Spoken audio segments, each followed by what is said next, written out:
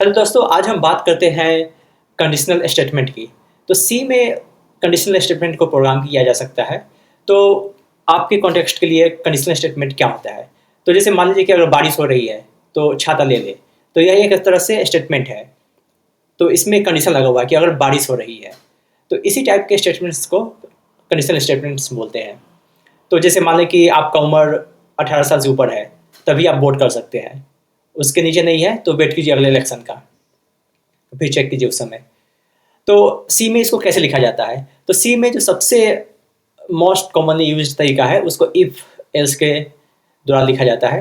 तो जैसे इफ़ जो स्टेटमेंट है उसके अंदर आप है कि जो कंडीशन है वो भर दीजिए, और अगर वो कंडीशन ट्रू होगा या तो वो जो इफ़ के अंदर जो ब्लॉक में है वो चलेगा, और अगर नहीं है तो जो एल्स के अंदर है वो चलेगा।